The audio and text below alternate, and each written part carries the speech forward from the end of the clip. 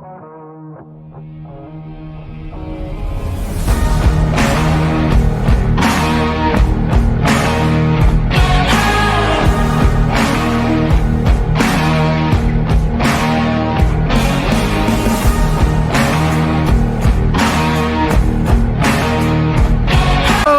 up, everybody?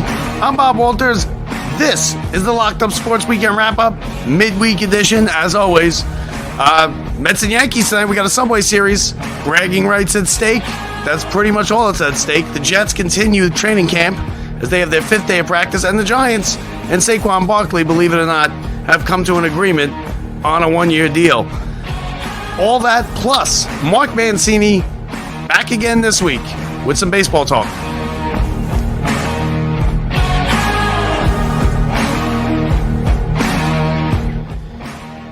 Welcome to the show, everybody. Bob Walters here. A lot going on. We're going to make it pretty brief. We got Mark Mancini coming up in a couple minutes.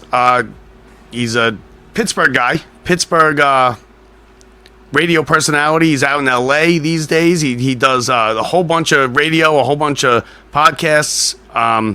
He's all over the baseball.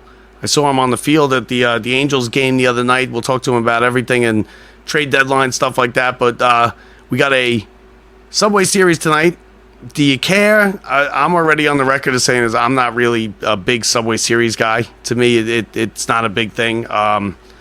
Because we saw the ultimate Subway Series in 2001. We saw the World Series. It's when you get a World Series, that's the true Subway Series. So these games, and especially now with the way the teams are playing, the Mets coming off of the losing 2 out of 3 to Boston, in Boston.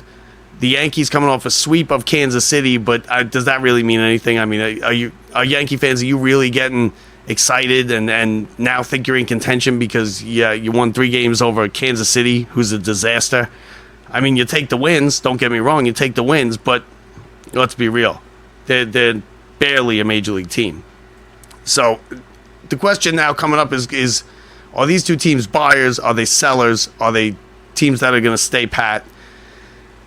And you know what, with the Mets, I think the Mets they need to wave the white flag because it's over this year at least. Okay, I don't think I don't think they should move Scherzer or Verlander for the very thing is you're not going to get a lot. You're going to end up paying most of their salary, most of their next year's salary as well, because they're both going to be picking up the player option. So you're going to be paying these salaries, and then for what? A couple, my low-level minor leaguers, maybe a low-level high-end prospect that may or may not turn out to anything, and then plus paying $20-something million. That's basically the equivalent of paying $20 million for a double-A player that you're going to get. And to me, I would just rather roll the dice and have him on the team. And I know, I'm done with Scherzer. I really don't want him on the team. But economically and baseball-wise, you probably got a better chance of Scherzer turning it around than having a low-level prospect make it through your system into the major leagues and be a star. That's basically what you're looking at. One or the other. Do you trust that Scherzer's going to turn it around and be a decent pitcher next year, or do you think that you're going to get a low-level double-A player who you're willing to pay $20 million for next year to play in your double-A system? Do you think he's going to rise through the ranks and be a star in the league? And the better chances is Scherzer. And if nothing else, just to have him pitching on your team, people will come out to see him because it is a business. Don't forget, it's always a business. So we got Verlander and Herman pitching tonight. Verlander's been better. Okay, his last time out against the White Sox was probably his best start as a Met. He went the 8 innings. He gave up no runs. I think he gave up 2 hits. It was his best start. Herman has been okay. Nothing special tonight. Vientos, again, not in the lineup. I mean, Vogelback is DHing tonight, okay? And I get it. He's a lefty at Yankee Stadium. It's the short porch. But you got to be able to make contact to hit it over the short porch, right? You can't swing and miss and get a home run at Yankee Stadium. The rules are still the same. So I don't know why they keep running Vogelback out there. I hope there's a team somewhere that wants Vogelback. I can't imagine how, but there was a report a couple days ago. The teams have actually gone, kicking the tires with the Mets to see, hey, who's going to be available? Is this guy, who are you going to make available? What kind of deals are you looking at? And the Mets have told them that they don't want, that they're not ready to wave up the white flag. They're not ready to deal players yet. Now, when teams come knocking on the Mets door like that this week, it's not for Tommy Pham and for Robertson and for Rowley and those guys. It's not, because those guys are important. They could be an important piece to a championship team, but let's be real. These teams are going to come and they're going to want. They're probably even asking about Beatty. They're probably asking about they want Verlander, and they want Scherzer probably. Now, when I say that they want Verlander and Scherzer, because I have been saying now nobody's going to want them, because nobody's going to want them to pay them. They're going to want the Mets to pay, like I just told you, for low-level, high-end prospects, and I just wouldn't do it. I wouldn't do it. And I think the Mets will be sellers. I think there's going to be a lot of guys you'll see on this team now, tonight, that won't be on this team in 2 weeks. But I don't think it's going to be any of the big names that you think. And I think the Angels also, coming off a good weekend against the Pirates, are going to be buyers now. So I don't think Shohei Ohtani's going anywhere. I think it's the smart move probably to not get rid of him. So they're everybody in that West, everybody in the NL West, excluding the Rockies, is going for it. In the AL West, you got it's an open thing. The Central, the Reds in the NL, the Reds are red hot. They're going to be buyers. The Orioles are going to be buyers. The Angels, the Marlins, the Cubs are right on that. They're 2 games under 500, but they're not finished because the Reds. Do you believe in the Reds? Do you believe in the Reds as a playoff team? I mean, they are clearly going to believe in themselves. They're going to go for it. The Cardinals, I think, kind of played their way out of it this last weekend against the Cubs. They had a rough call. There was a rough strike 3 call on I forget who at the plate, and then there was an ejection, and the Cardinals never really recovered from that. And I think the Cardinals are really going nowhere. So I think the Cardinals, as far as buyers, I don't think they're going to be buyers, but I think they're the kind of team that they're an okay team. They have a fan base that supports them. It's not like New York.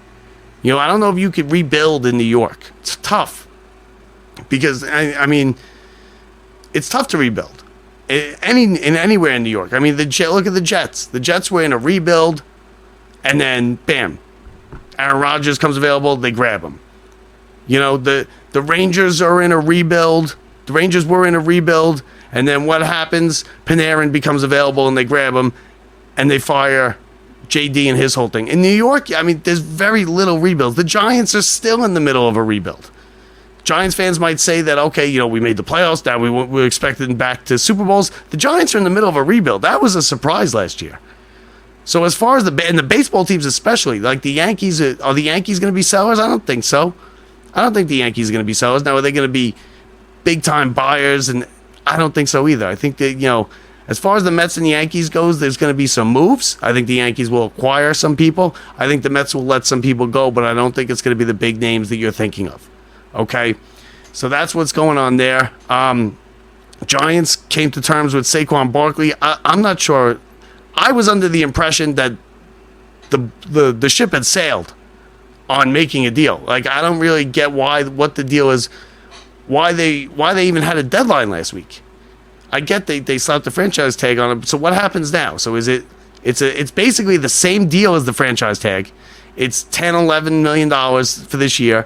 There's a couple incentives as far as 1,300 yards. Or get an extra million, an X amount of catches.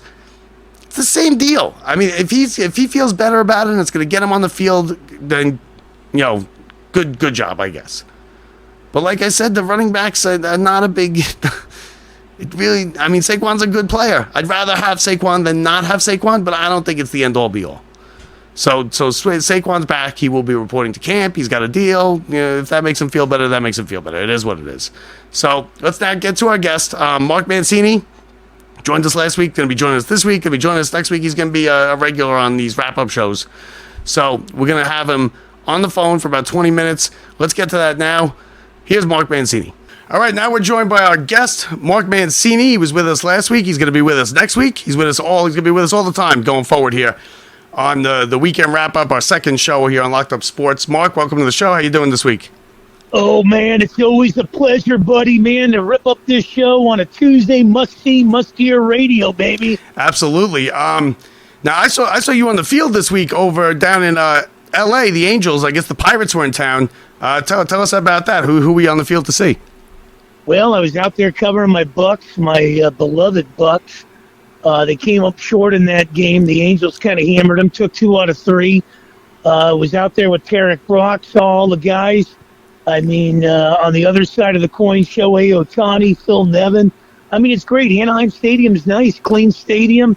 I loved it, man. And thanks to my boys over there at XM to get me covered for it. And I guess the next go-around will be the Phillies and Padres Labor Day in San Diego. Look at that. I'm going to have to use you for some credentials at some point.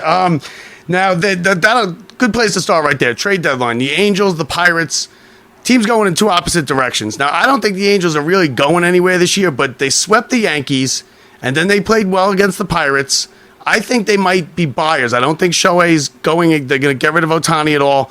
I think that the Angels are going to be buyers, and I think the Pirates are going to be sellers. Well, I'll tell you one thing. This week is probably the most important week in Angels franchise history. What do you do with Shohei Ohtani? Do you give him away? The Giants have been rumored to, jump in on this, and Mike Yastrzemski's going the other way, I heard, and maybe some top-notch prospects. But it's a 2-month rental, unless you have a chance to sign this guy, which is probably going to be about $700 million for about 10 years. I think he's going to stay on the West Coast as a free agent. So I'm thinking maybe a Seattle, San Francisco, San Diego get in the mix. The Angels, if they can sign him, he wants to win. That'll be the big key. As far as the Pirates, let me tell you something. They got a nucleus of young guys there, man. They're bringing guys up from the AAA Altoona. They're going to be tough to beat. They're all, with the veteran leadership there and everything. I like the Pirates. I mean, they've got 2 number 1 picks in the last 3 years. Henry Davis. They got Paul Skeens. They're going to be something. They got the kid that threw yesterday, the 11th pitching prospect in their system. I mean, they've got some guys coming through the pipeline there. I think Pittsburgh's, pretty well set. Even if they don't make it to the playoffs, they still can hold their head up high. They're not losing 100 games. Well, there you go, folks. If you didn't know before, he's a Pirates fan. Clearly, they were good. They were good. They got out to a good start. They jumped out, but then they turned into the Pirates. And what they did is now they're fading. They have some young players. They have some young talent. But, I mean, listen, and this is coming from a Mets fan. Don't take offense for it. But when you're saying they're not going to lose 100 games as a win, I mean, come on. Well, I think in anything, Bob, you got to look at progress over regress. If you can progress every year rather than regress, I think it's a win thing. Okay. And the Pirates have done that. I mean, if they can get out of the cellar, which I think they can, I still think St. Louis is going to have something to say about everything in this division because St. Louis is like the Baltimore Ravens.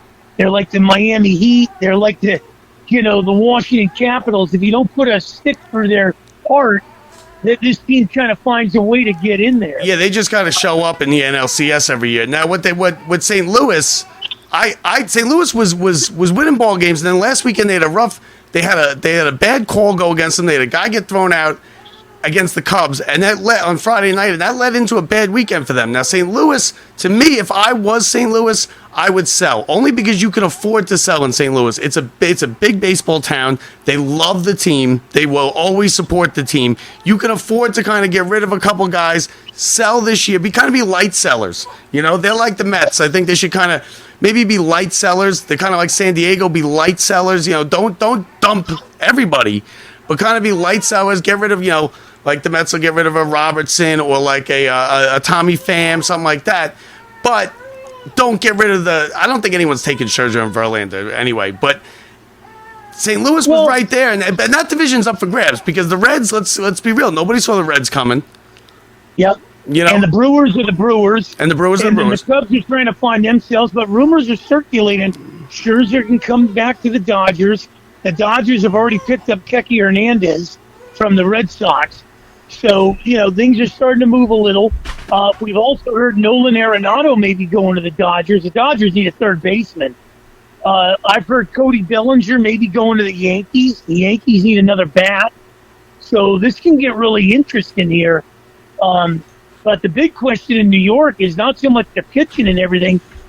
What has happened to Michael there, the guy that won the batting title, man? That guy. Yeah, McNeil. I mean, McNeil is just—he's had a bad year. He was.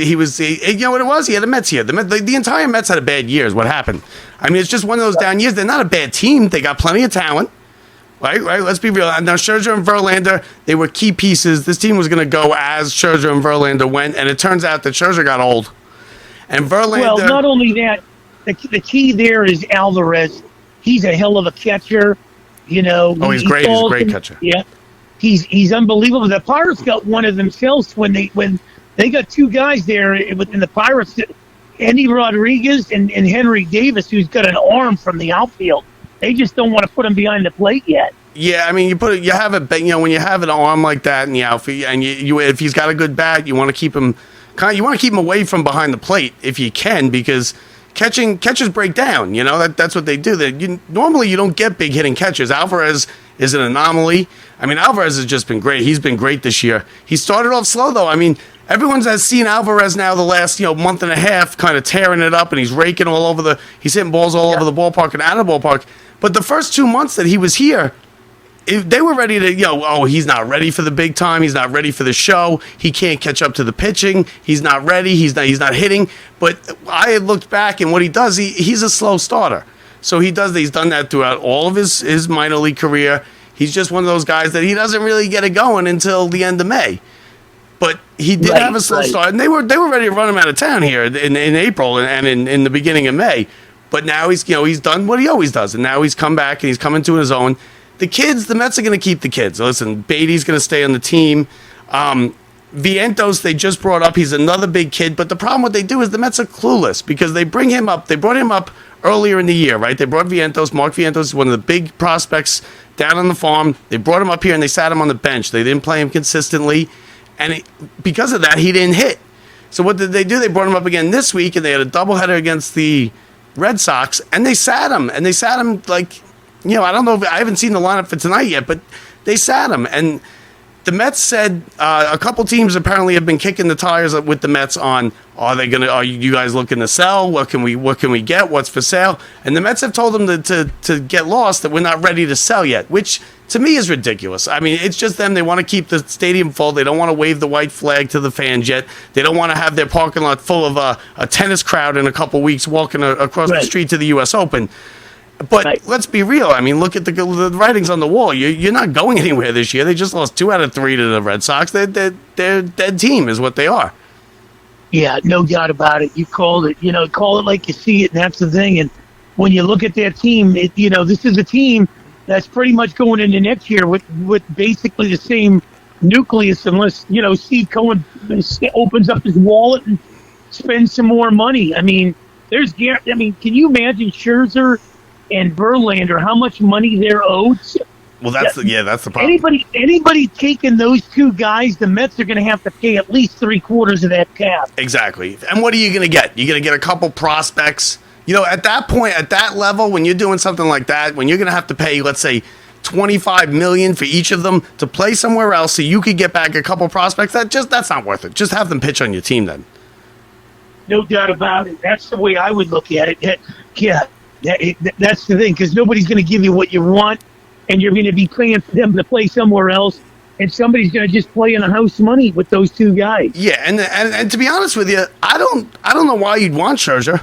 The guy gives up. The guy's a home run machine. It's like, he should have pitched to Alonso in the home run derby. Maybe Alonso wins it then. He gave up 5 home runs the other day to the Red Sox. He's given up 22 home runs. He's given up 11 home runs in his last 5 starts. He doesn't have it. He's old. He's old now. He got old. And what happened with Verlander is I think Verlander kind of laid it all out on the table last year. After the Tommy John surgery, he was able to get it and get a big year, and now I think he's paying for that big year this year. And he's been okay. He pitches tonight at Yankee Stadium. You know, they're talking. I've heard a couple people say, "Oh, the big game." Listen, this game doesn't mean anything, and I don't get wrapped up in the Subway Series. I'm not somebody who gets wrapped up in it because I've seen the pinnacle of a Subway Series is a World Series, and I've seen it, and we lost it, and I went through that whole thing. But I'm just not somebody who gets all wrapped up in the Subway Series now. No doubt about it. Yeah, it's kind of like this. I know we're on the baseball subject, but I can't believe the money that was spent on Brown there in Boston. $304 million. Are they crazy? This guy. I mean, what's going on in the NBA, man? With paying these kind of guys that kind of money? Well, the NBA. I mean, the NBA. The players run it. The players get the coaches hired and fired. It's a players' league. It's a complete players' league.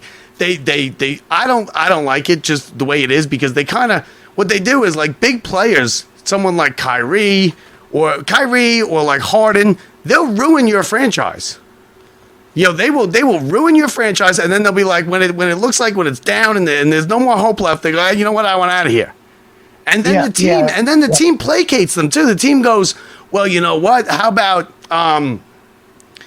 we're going to try and get you wherever you want to go because they want to go with their buddies. They team up. You know what it reminds me of? It reminds me of like in gym class or like when you were picking teams when you were a kid. Oh, we're a package. Yep. Me and Mark are a package. Yep. You take me, you take him. And that's not really right. I mean, give me a break. You got to go. You're going to go there and you're going to do it. I got to go play with my buddies. And they run the league.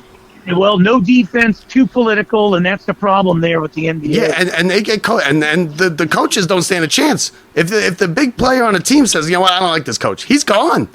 He's gone. Doc Rivers is one of the better coaches in the NBA. Gone. Well, that's why I've always liked and respected, and I got to get him on an interview one of these days. Is Pat Riley? He doesn't take crap from anybody.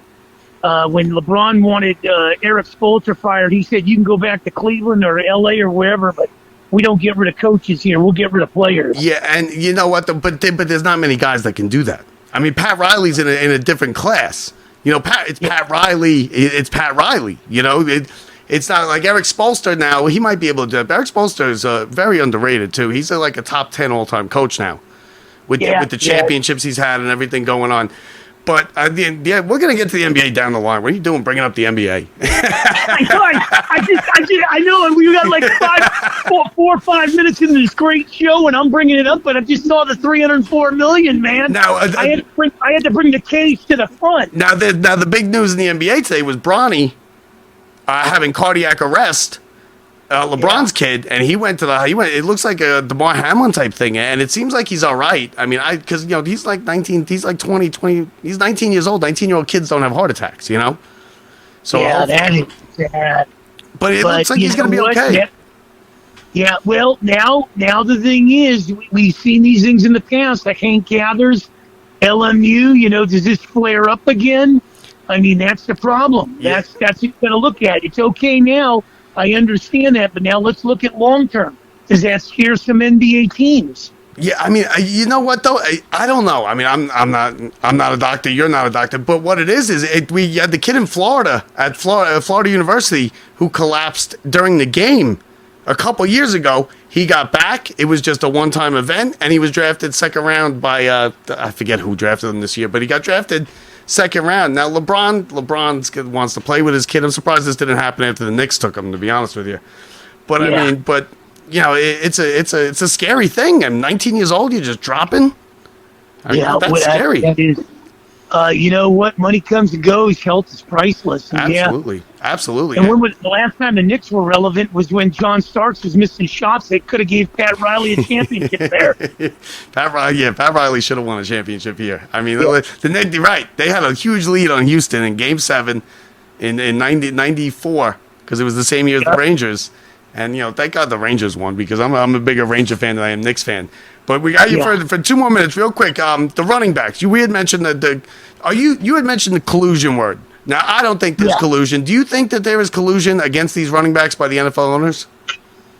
Well, I think they're trying to change the mindset of the NFL. I do. I mean, we saw collusion in baseball, and at first everybody was saying no, and then we found out there was collusion.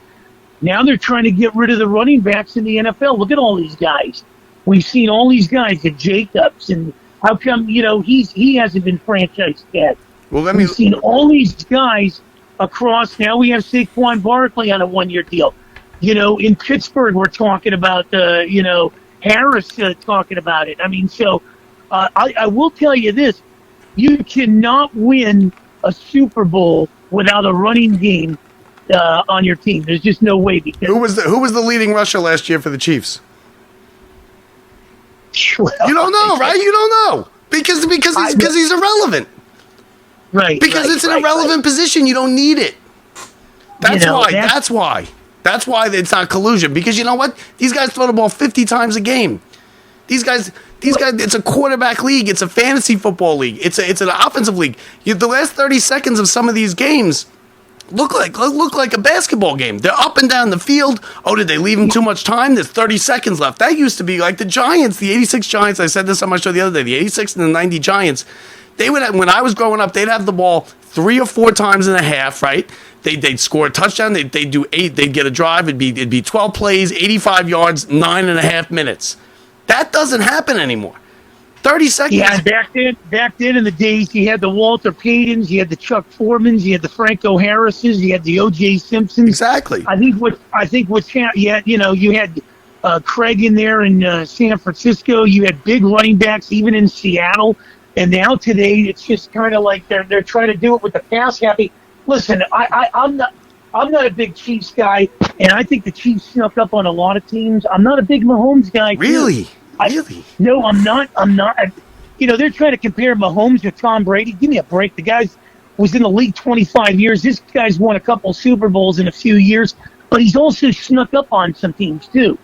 The Jaguars were worn out in that playoff win over the Chargers. I mean, they have to go against both the Buffaloes and Cincinnati. They knocked each other out.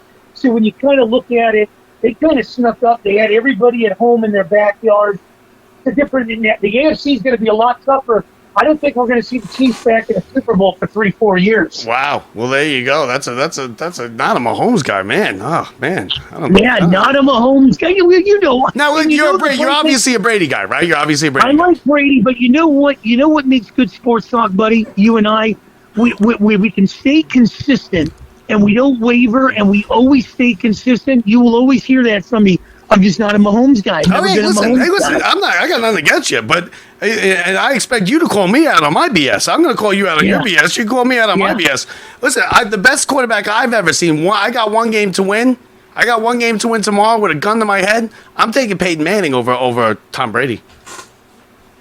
Well, Peyton Manning reminded me of Dan Fouts till he won a Super Bowl. Throw 5,000 yards, but can't do nothing. Dan Marino, I love Dan Marino. Couldn't do it. But Tom Brady, in the clutch, I think he was better than Peyton Manning. There were some games Peyton Manning, I just didn't see Peyton Manning being ever better than Tom Brady.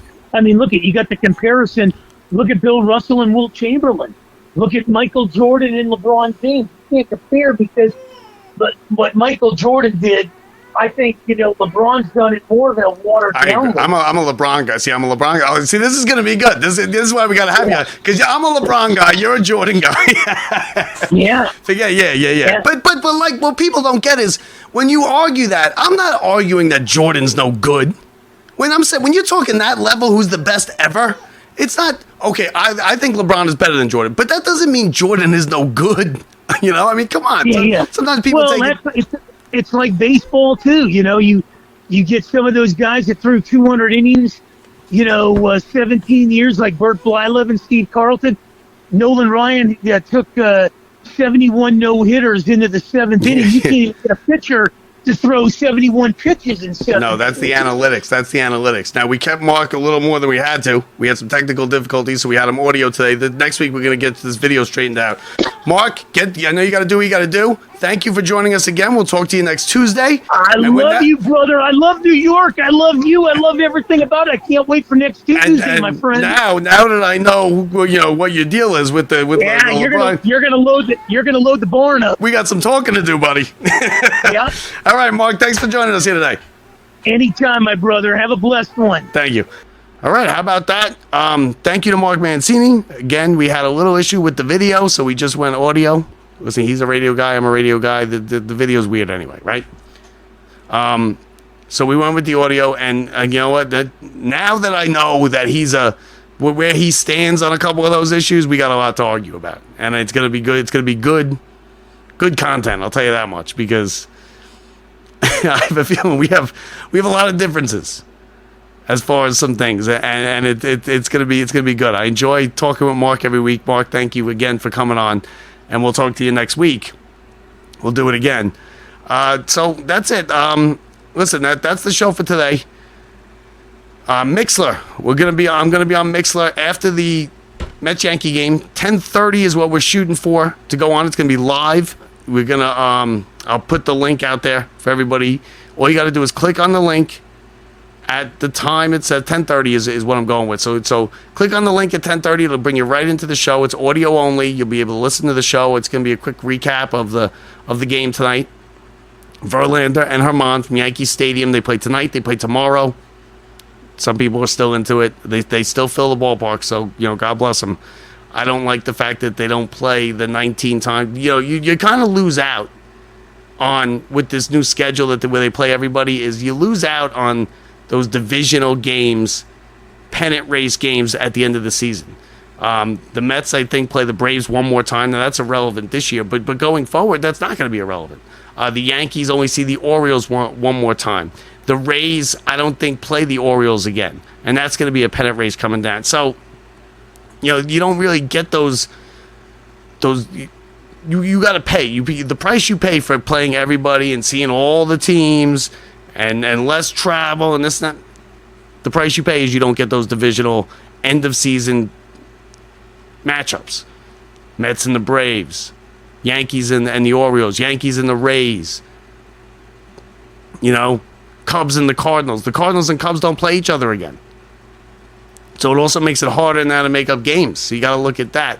So you got to pay for it. You listen. There's a price to pay for everything. So it evens itself out. So enjoy the game tonight, guys. We'll talk to you on Mixler, Mixlr, after the game, 10:30. I'll put the link out there. Just click on the link. It'll be on Facebook, Twitter, Instagram, wherever we have our stuff. You know where it is. So join us then. There's a chat. You could chat. You could ask questions. Eventually, I would like to do some call-ins. We'll see if we get there. So I'll talk to you guys in a couple hours. Enjoy the game. Let's go Mets. Still, let's go Mets, right? It's always let's go Mets. It's always Yankees suck. So with me, that's what it is.